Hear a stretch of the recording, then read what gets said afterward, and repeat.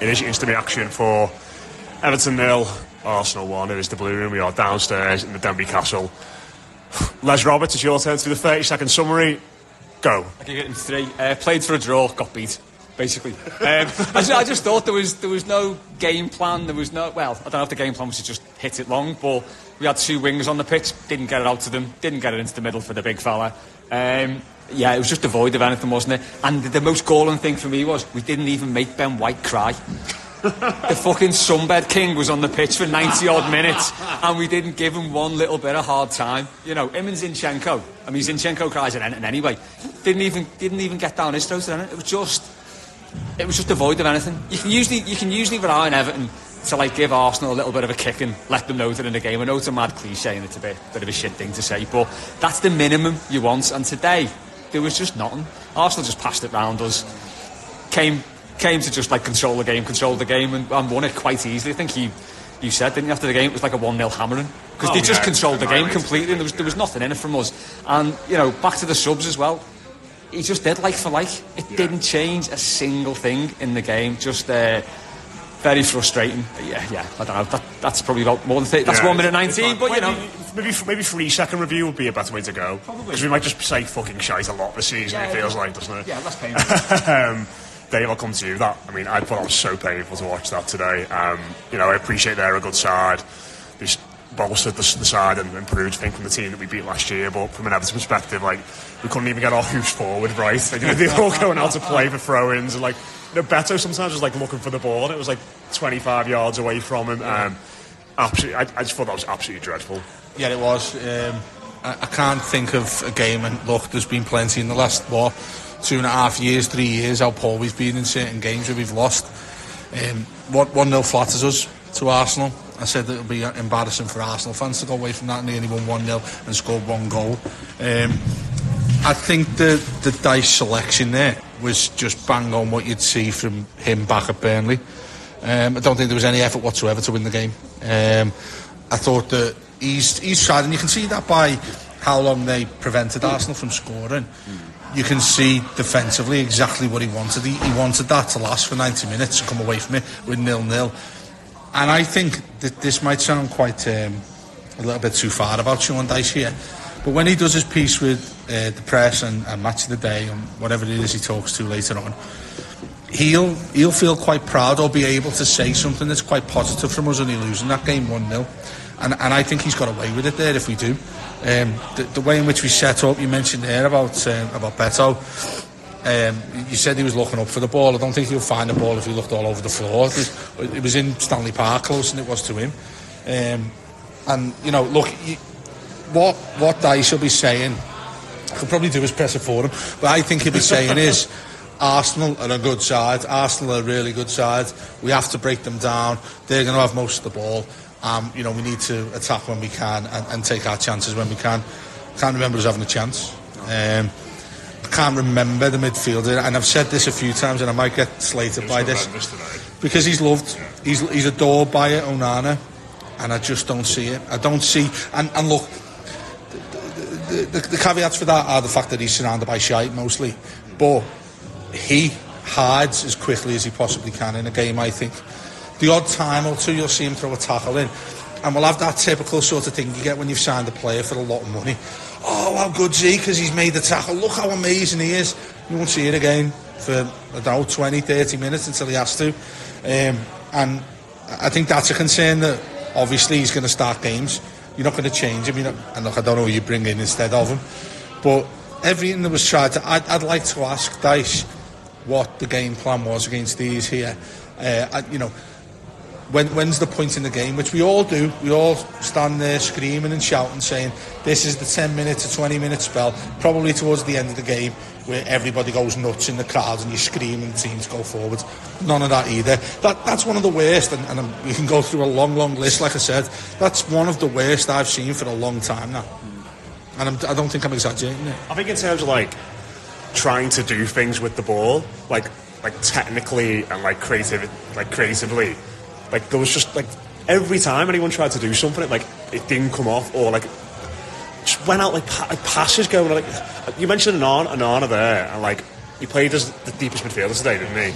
And like I can't remember who it was in the week on one of the shows I was on. I think it might have been Adam Sutton said that, like, he looks like he's more preoccupied with looking good on the ball and making sure it's flamboyant and like easy on the eye, as opposed to just getting the pass right. And there was that moment at the end of the first half where we had them penned in, rarely, and then he got the ball and he just played the most casual pass you've ever seen, just across the pitch, and they sprung forward and counted. It's like, what are you doing? Like, just make sure the pass gets there. You don't have to do this big languid stride up to it. And listen, there were other players today who were dreadful as well. But Matt, sorry to interrupt you, but I seen people raving because he was man of the match against Azerbaijan for Belgium the other day, and I'm like, take a step back and have a look at the context. Exactly, because he was playing, and I thought, I'm not saying that's his level, but he'll end up going to a better club than us in, let's say 2 years to 3 years, if we're lucky, if he comes good at us, and he'll end up at a top 4 side. He'll be playing in the Champions League, and this is where I go back to the point I made about it. He will. He will, because other managers will see what he's like. I wouldn't surprise me if he ends up at Chelsea with about 500 other players who will play for 10 minutes. But the fact that we don't see him play for us, I think equally shows on the other side of the coin what we have around him that just can't bring him into the game as well, because he has got talent. We know he's got talent. He's a big fella. He's got a load of attributes there. We get nothing out of him. At the same time, he needs to be doing something different himself. If he's going to be a world-class player, a top-class player, he's got to find something else using that head of his, rather than saying it to the crowd and putting a fist towards him. Matt, come to you, mate. How do you feel after that? It was. I think I've seen him make that face. Since I've known him. It was an ugly game. It was. Arsenal didn't get out of first gear, did they? Les is totally right. It was set up for a draw, and we didn't get it. Did you ever feel like we were going to get something from that game at any point? Honestly, no. And that's saying something for me, because I am the eternal optimist. But no, not at all. I mean, I was joking with the fella sat next to me, because I was in my dad's seat today, or Archie had mine, and he's like the biggest misery in Goodison Park, and I was like sort of jabbing him, trying to be more positive. And it was about half an hour in, he said, we haven't even had one moment where I've gone, ooh, like that. And then for the rest of the match, it was like, was that a who? Was that a who? And we ended up having a laugh in the end. But it was just, it was ugly, like, ineffective. Sean Dyche loves the word effective. We need to be an effective side. Until, I would say, the last 10 minutes, we were totally ineffective. And until Mikhailenko, charged down the pitch and, won us our only corner of the game, which we all know what happened after that. I will come to that, don't worry. Yeah, we just didn't seem like a side that wanted to chase for anything and didn't want to fight for anything. I mean, like Onani have said before there, he just... Languid is a perfect word to describe, his style of play today. We know he's got it in him. I agree, he's going to end up at maybe not a top side, but he's going to end up being at a better side than Everton, just because maybe he's got a good agent or what, he's an international. But I just wish for the short time that he's with us, I don't want to use the L word, because that's a massive dog whistle these days in football, but I'd like to see him just be a bit more aggressive and just try and take control of games, grab it by the scruff of the neck, and actually, especially on telly, his agent should be in his ear saying, you're in the shop window here, you could get a big move in January or next summer. You might still lose the game, but just stand out. And he didn't stand out at all today. Well, maybe he did in the wrong way, but he just didn't. I thought the only player who really stood out was Mikhailenko. Full Prampoint had a good game again. Well, he never stands out for me, because you just expect it now, don't you? Yeah. You just do. It's a lot of his years should not be playing the way he is, but he's phenomenal. And yeah, I just made up with him. I've got nothing but good things to say about him, and the fact that we've had nothing but bad things to say about the team at large means that he barely gets a mention, just because it's obviously in his position you can't take control of games by the scruff of the neck and stuff, and I would rather he didn't. I don't want him charging forward like Sylvan Distan used to, but he's great. I want 10 of him. An only thing for me, and I alluded to it at the start, is basically playing for a draw and then maybe catching them on the counter at some point during the game is not actually a bad tactic against a team like that. We've done it in the past and it's worked. but you've got to have the team buying into it. There was no closing down. The closing down was bad. You'd have one player closing down, and then the next Arsenal player would be like 10 yards away with no one on him. It was too easy, and there's no common sense either. They took the same corner routine or a variation of it every single time, and we left. Must have got 10 shots from the edge of the box, and we left the men on the edge of the box every time. You knew what they were going to do, and no one picked them up. They all packed in the area, and it's like, what are you going to do there? Don't stop the crosses, don't stop the shots. There's no, as a manager, you might not be able to plan for that in the build to the game, because I don't know if Arsenal do it every week. Maybe they don't. That could be the first time you've done it, but that's when you need your players on the pitch to be like, I'm going, right, you go and get him, mark him, don't be just packing the area. And it's just it's things like that. It's basic shit that we're just like getting wrong all the time. And it's all very well being I'll defer to Dan on this one, the Kettering pragmatist. It's all very well being known as a pragmatic manager, but we're just not. We kind of had the same with Benitez. When he came in, he's a pragmatist. He'll sort the defence out first. Thought the same would happen with Dice, and it's not. And that's the worrying thing. I think you said, Dave, there was nothing at the back, there was nothing at the front, there was nothing in the middle. I just don't know what that team does. Well, I put on Twitter, I look at this team like there's no redeeming features about it. Like, they can't attack, they can't defend. It's like that United tweet, isn't it, about Moyes saying United need to improve their passing, shooting, defending and goalkeeping. It's like, well, yeah, but it's like I don't watch them and think like they're 11. I'm not saying like they're being like lazy or not trying, but like I don't watch them and feel like they're giving like everything out there. Like I don't feel like they're going to be crawling off the pitch there thinking, God, I poured everything, like heart and soul, into that game. And like we haven't got anyone who's like a talisman for us. Like, I know like people like laugh at like bring Richie back stuff, and like listen, I'm not sitting here saying that, but like at least he was like a figurehead and a talisman. Like he was, sometimes he was awful, sometimes he was really good, but he was someone who wants like to drive this team forward. And, like again, I've said this on pods in like the last few weeks. Like if you're like 10 years old and you're getting an Everton kit, whose name are you getting on the back? Like who's like, if you're like that age, like who are you looking up to and going, oh, I love him. What a player he is. He's my favourite player. I've got posters of him all over the walls. There's nobody, is there? Like there's absolutely nobody from that point of view. No, and you think as well, if you're a team that's this bad, because that's how we've got to look at it now. We're a team that's been in 2 relegation scraps, and we're going to be in a third in 3 years. Yeah. So we are a bad team. You do need at least one player in the side who's going to drag you through. So you think back to the 90s. This is why Duncan Ferguson got his reputation, because he was like, he spends most of his time off the pitch, to be honest, or at least half of it. But when he was on it, he was a player who like dragged the team through. The fans could get behind him. The other players would like sort of raise the game a bit if he got like sorted into the heads that way. And there's none of that. As you said, Richarlison did that as well. Do you think that relegation running, he was as important as anyone in that, because he showed that fight and he dragged players through. He dragged us through that season. But there's none of that. There's none. You can look to players like Tarkowski. And he's dropped off again massively this season, hasn't he? He's not showing anything. There's no one. You could say Onana, he gives it the big one to the crowd every now and then. But as you said, he's got to do it on. He's got to do it on the ball first to sort of to get the right to do that. And it's quite depressing. Like, as much, Dave, as like we can talk about Onana a lot because we expect a lot of him. He is still a young player. Like experienced players today, like Ashley Young, goodness me, Idrissa Gueye, headless chicken. Dan Juma, I can't remember him doing. And we've got experienced players there, haven't we, in the team who are, Tarkowski. I think the first 4 times he touched the ball, he's booted it out to play. Where are those experienced players we've got, and why aren't they leading by example? Yeah, and additional to experience, I think.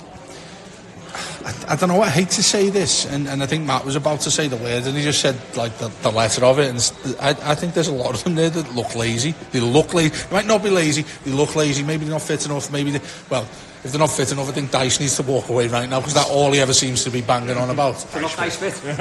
Exactly. Maybe they are Dice fit. Maybe they need to get Ian Woan Dice fit or whatever it is. I don't know what they're doing across a week at Finch Farm. I'm not too sure what the game plan is, how he's approaching it. Look, we don't get to see those opportunities, and probably thankfully we didn't, otherwise we'd be going down there like a mob, wouldn't we, trying to set it on fire. But something needs to be changing really, really quickly. I'm not sure Sean Dyche is the manager to do it. And look, I'm not saying this, maybe I am, but I'm trying not to say that Everton need a different manager. But when you've got one that is trying to make a team hard to beat, that doesn't work with Everton. And by that, we didn't stay up in the last 2 seasons because we were hard to beat. We stayed up because we actually started to try and score some goals, and and then 3 other teams who were horrendous. Last season there was a lot of 1-0s on the way to survival, and a lot of shit around us. And well, it looks like there is this season, but we're equally probably worse than them right now. And we're the only club below the 3 promoted sides right now. Yeah, we've got to be above those 3. The massive games we've got coming up as well. We've got Luton at home soon, haven't we? Yeah. We've got Brentford away then, Luton and Bournemouth at home. They're huge matches. We've had a favourable start, haven't we, really, when you look at the fixtures? Well, before we get to 10 games, double figures, we'll have played at least half a dozen of them. We should be looking to get as much points as we can from, because they're going to be in and around us in the bottom half of the league. It's scary, I think, Matt, and it's easy to sound like you're getting carried away by this, but we've experienced all of this in the last couple of years. The thing that's different to me right now is we look like we've set the furthest pace back in what we've done in those 2 years. How long is it going to take to turn this around? And then the opposition you've got coming up towards Christmas, we can play well. It's coming up to the odds where we can go somewhere and play well and not win a game. It can happen like that. We can go to a side like Arsenal away from home. You don't win there, but we can all walk away saying, we played really well, we should have won that game, we should have had a penalty there. That doesn't happen. Doesn't change anything on the table, does it? This is the thing that naturally happens when you're on a shit run. You will have games where you play well and you still get beat, and then you're like, oh no, we're getting better, we're turning a corner. It's kind of like what happened. Feel sorry for yourself as well. Yeah, and it's kind of like what happened in the games against Wolves and Fulham. It's we played fine, but we didn't score and we got beat. And you say you make a team hard to beat. The way you do that is you have your whole defensive midfield buying in on playing defensively and fucking getting in the way of every single ball that the opposition tries to throw in, close down every cross, close down every shot, and we're not doing that. You look at some of the goals, you can see like the ones against Sheffield United, leaving a man on the edge of the 18-yard box unmarked. That's not a team that's hard to beat. That's not a team that a manager is instilling in them that they're hard to beat. There's nothing there. Can I ask that question then to everyone? Do you look at Dice and think maybe you look at changing him? No, because... is that just based on previous... It's not really based on him, but we've packed the squad with... We've basically stripped away all of our ingenuity and creativity, haven't we? Because we're skint and because his style of football is very direct. So we haven't really got... If we sacked Dice, we'd probably put someone like Allardyce, that who's going to fit that team. And the other thing as well is that I don't think they can afford to. Like genuinely, when you see some of the stuff with this takeover and how they've scrimped for every penny this summer. When's his contract up? Is it at the end of next season? So maybe it won't be too expensive then. But even for us at the moment, if we had to pay get in as well. If we had to pay end of 8 million to sack them all. 8 million, I reckon. And all the backroom staff as well, because we've also got a hearing coming up with the Premier League saying that's going to say, look, we are financially sound, and doing it before then, basically the Venke's are sounding. Yeah, I mean, what do you think about that? What do you think? I think we're stuck with them for better or worse, so it's not worth asking yourself what if we change the manager and stuff like that. I think we've got a little bit of creativity left on the side, but obviously not what we did have. Where? Genuinely, what? Well, no, you'll definitely disagree with this straight away, but James Garner, I think he's got a bit. Dan Juma should have some. I mean... But the problem you two are arguing about there is you've got to get it to them. Dice is not thinking of way. Well, that as well. Yeah. Stone James, I don't know if you've seen it from where you were. I was watching on the telly at the time. When James Garner comes on. Did he come on for Dan Juma, was it? Towards the end, yeah. He comes on, and I don't know who he was talking to as he came on, and he said, am I going into 10? You can see him, as if we say it. Am I going into 10? Or he moved his fingers to say it. And whoever it was next to him, I thought it was, just said, no, you go over there. Yeah. And he just went and standing on the right-hand side, which is all we've ever seen him do under Dice. What effect are you getting from there? He's a midfielder. I think he's an attacking midfielder. We've sold all our other wingers, haven't we? So it's when you've got, like Matt mentions there, when you've got somebody who can do something like he said, which I think he can, when you looked at him at Nottingham Forest before he came to us, I thought that's the first piece of decent business we've done transfer window wise at the time. Why are you negating everything he can do from a midfield role, where he can pass the ball, he can put you into an attack, just because we haven't got a right winger, because we've been them all.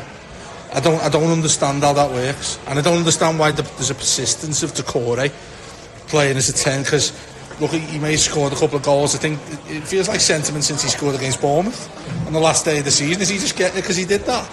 There's got to be something in Dyche's brain that can work better than what we're seeing right now in those particular positions. Sorry, I know you want to make a point about the squad is so short now. Like, who else do you play there? Yeah, like if you said, right, Dan Zuma's going to play split striker, he's going to play in the Decore role, then you've got a gap to fill on the left. So you've got to move McNeil across, and then you're like, right, if McNeil goes to the left, who's on the right? And all of a sudden you're back to James Garner, right wing again then. Because the squad is so short. Like, I was amazed we named a full bench with one keeper on today. Like, yeah, they're never going to get on the pitch, are they, them lads anymore? No. Yeah, and you said before about you've got to get it to them, and I'm going to wade into the great Everton discourse of the last couple of weeks. We've really missed Alex Iwobi today.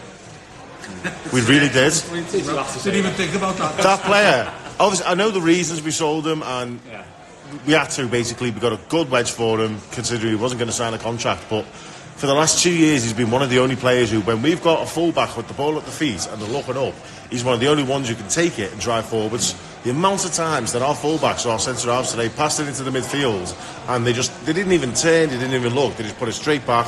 Lost it. We're getting back to that, and then lost it. Back to that, just popping it back to the centre-back. Yeah. It's all day. Not one person thought, I'm going to drive forward a little bit, release one of the wingers, and I think that's why the two wingers were so deep. I think for the first 15 or 20 of the second half, I think Dyche was said at half-time, you've got to get forward. But in the first half, both of them were just camped. McNeil's like a second left back one. Yeah, they were just camped next to the left backs, next to the full backs. It was just dire. Just a couple more things I want to speak about before we wrap up. The referee. Oh, do you know, right, 4 minutes at the end. 4 minutes added on. How much time wasting did they do? In the corner. They were absolutely embarrassing. Yeah. Like, was it Ben White who went down holding his face? Yeah, coming out. Jesus, you know, he did cry. Jesus. Yeah, he did actually. Yeah, fair enough. Yeah. Jesus as well. Yeah. Although I thought the offside was weird. Like, I would be fuming if that was against us. Like, So I saw the still back of it. Yeah. The player who's offside, does he not score? Is he walking back on the other side? No, so it's offside because even though Beto kicks the ball, it's inadvertent, so therefore it counts as going forward. So Nketiah was offside. Was it Nketiah? Yeah, Nketiah came back, but he was just offside. So Saka was well offside, and he was over on our left. Yeah, but he was dreadful. He was absolutely honking the referee. Oh, he was awful, and the linesman were as well. I don't get this thing with offsides as well, whereby you let it play on for like 30 seconds. Yeah. And then, because there was one point in the game where Pickford came out with someone, like a 50-50. That could have resulted in an injury, that. If they'd have both gone for the ball and clashed into each other, and then he flagged offside, it's weird. Yeah, the weirdest thing about it was the corners. Because Matt's just showing a little graphic there. It says Arsenal took 26 seconds to take the corner before the goal. I saw that. And even Peter Drury and Gary Neville are sitting there going, well, this is horrendous, why has that not been added on? We were never going to score. Maybe it helped us that we didn't go 2-0 down, but it's been shocking this week, hasn't it? And you almost get it, that like how Webb's come out and said they're going to do this and this, and they're going to be the correct amount of injury time added on. But you look at that game of ours, first of all, I don't understand what they're trying to do with half-time, because some of them I've seen add on 5, 6, 7 minutes of half-time. Some of them have just put a minute on and haven't give a shit about what's gone on beforehand, put everybody into the changes. Then second half, that's all they count onto what they're adding on at the end. So it's really bizarre, but we're getting to the stage now where that 4 minutes, and rightly so, should be criticised, because there should be more. Do you know what? You'll remember this when you've watched games on Sky or whatever. Do you remember at the bottom of them when it finished, they used to put ball in play? Yeah. The ridiculous amount. It was like you'd watch it and think, what have I been watching here? Because there's only been like 25 first half, 30 second half. Where's that other 25 minutes gone? How did they then add that in to what's going on in the game? What's considered like out for the throw in? But towards the end of games, people are taking the piss, taking the throw in. and then take the piss taking a corner. It is horrendous, but like I say, might well have been better for us that we didn't concede the second goal. Yeah, I mean, at least the referee was taking pity on us, like, these want to go home. Like, let's not subject them to this for any longer. The worst thing on Sky was they took the view from outside the ground, and like Goodison Road was heaving with people on about 89 minutes just getting off. Just finish it, lads. The last thing I want to talk about, Les' win today. Ashley Young, can we just stop him taking corners forever, please? I mean, I mean, we've had some bad set piece takers down the years, but Jesus Christ, he is awful. He's consistent, if nothing else. Because can he find a keeper's hands, or can he find a keeper's hands? If you got him in the warm-up helping keepers practice the catching, he'd be amazing at that. He's so good at floating high balls that the keepers would come and grab. But I mean, it feels like when he played for like Villa and United, like they got a call and he was taking it. I was like, oh, he's a good set piece taker in. And like when they come to us, it's like dread. Like if we signed Ward-Prowse, he would forget how to kick a football. I mean, you're case in point, Sigurdsson. Yeah, you know, getting a free kick at Swansea was like a penalty. Didn't score one for us. Yeah, everyone's done it. No, on that though. Oh, you know, go on. The fact about him that he played alongside Sean Dyche at Watford. So I look at Sean Dyche and I think that can't be true. But it actually he made his debut next to Sean Dyche. He's not been very good, has he? For Watford, no, he hasn't. He's and again, you mentioned earlier on in this, you know, these positions we have on the right and left hand side, just not able to deliver anything decent, but also having to have them on the pitch, the lack of options. Ashley Young shouldn't be anywhere near our starting 11, let's be fair. Let's be honest about him. But he is, he's a regular. That's every game, played every game this season. Exactly, that's pretty damning as to what's happened here. And you know, we've got all sorts of talk about coming up with the new owners as well, so let's hope we're not starting with what should be happening in May compared to what's happening now before we've even looked at Christmas. If you're watching that today, they might not fancy taking us over anymore, which might be a good thing, who knows. But we'll leave it there. Cheers to Dave, Les and Matt. It's good to be back after the international break, isn't it? Speak for yourself. Brentford away next. We're building up to it all week. As ever here on the Blue Room, we are in the Denby Castle. It's not really bouncing at the moment, but red zone's on the tally, Matt, which is good. Yes, I think go Bears, but they're not playing. But you know, still the Colts are winning at the moment. I'm expecting them to mess it up somehow. What are you talking about? American football, Dave. Yeah. What are you doing talking about on this podcast? This is our like comfort in life, you know. So. Fair enough, mate. So we'll leave it there anyway. Up the top of you. Speak to you again soon.